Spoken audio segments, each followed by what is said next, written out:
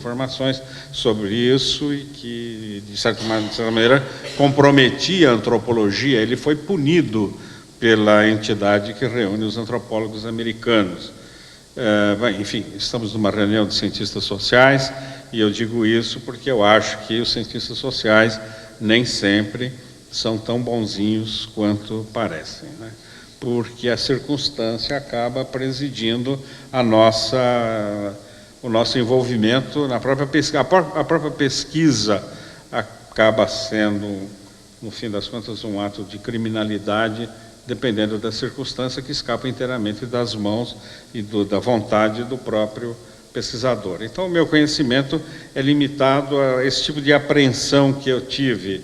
Eu dizia, isso pode acontecer aqui, né? Nós estamos em plena ditadura, pode acontecer aqui. Sabe lá Deus o que estão fazendo conosco, né?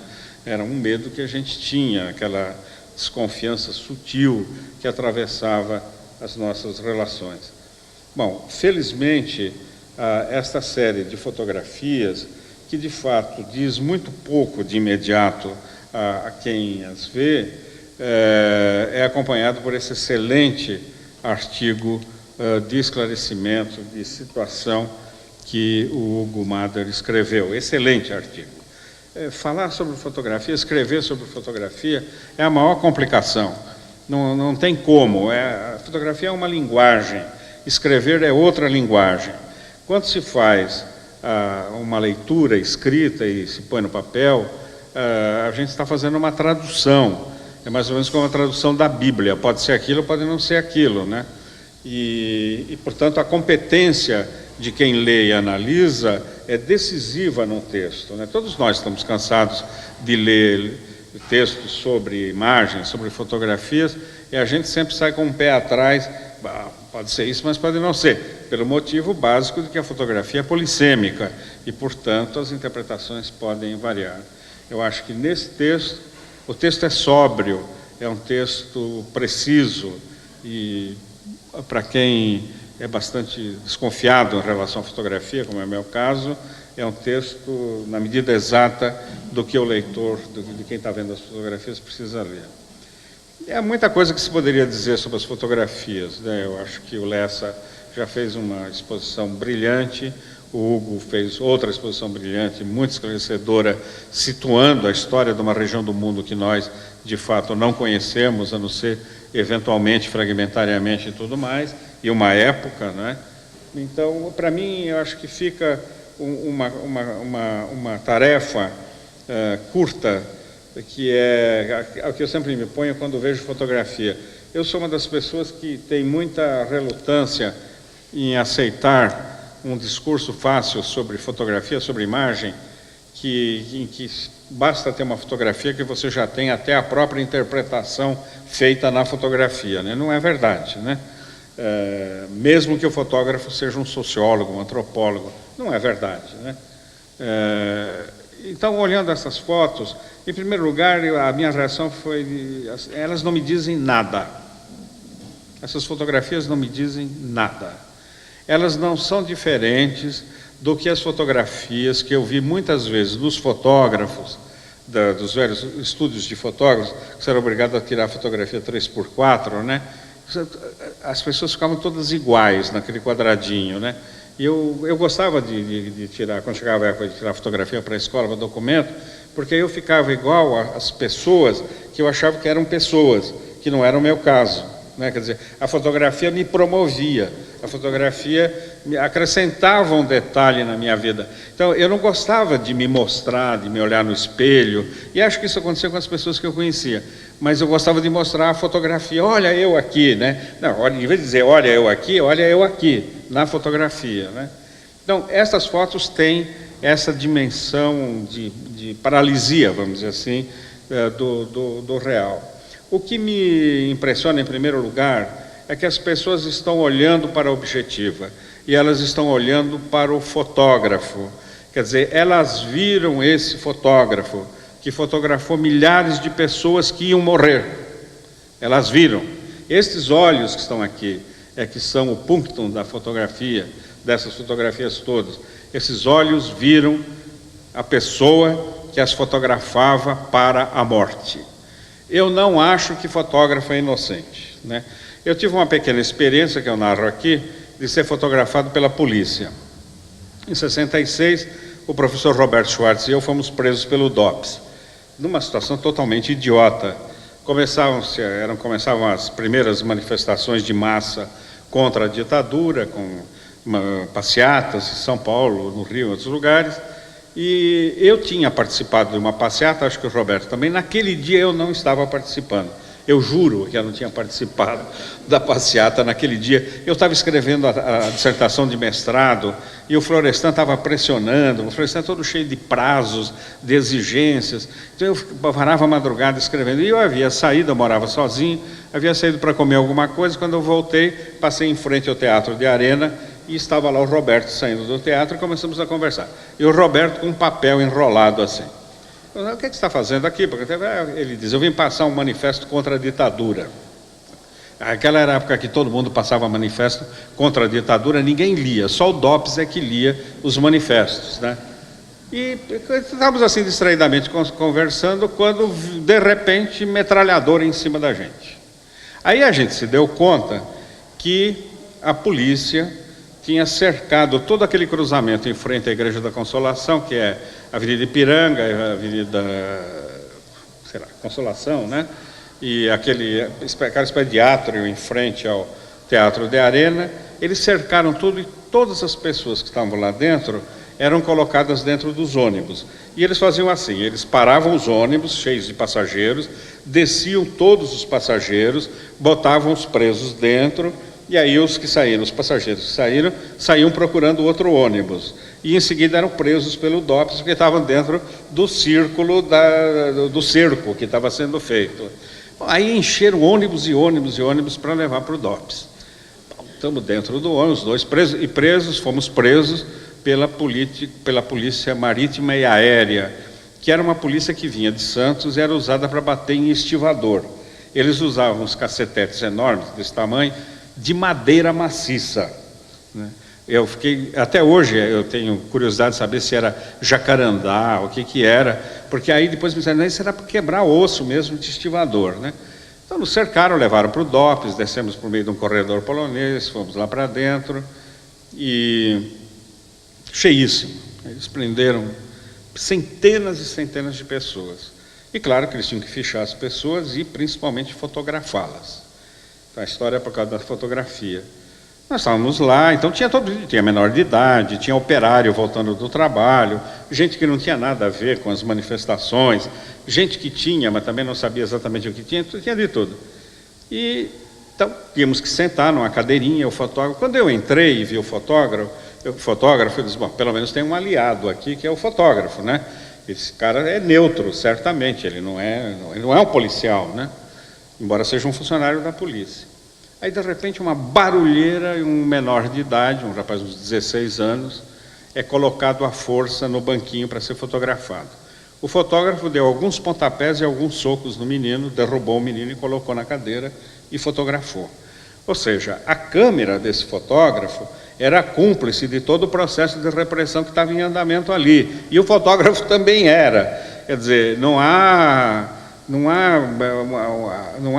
essa coisa idílica que a gente imagina em relação à fotografia. Eu olho essas fotos, elas são fotos bonitas, né, várias, não são intensamente dramáticas, né, a não ser quando a gente começa a notar que está todo mundo com as mãos para trás, né, provavelmente são algemados ou amarrados para serem fotografadas.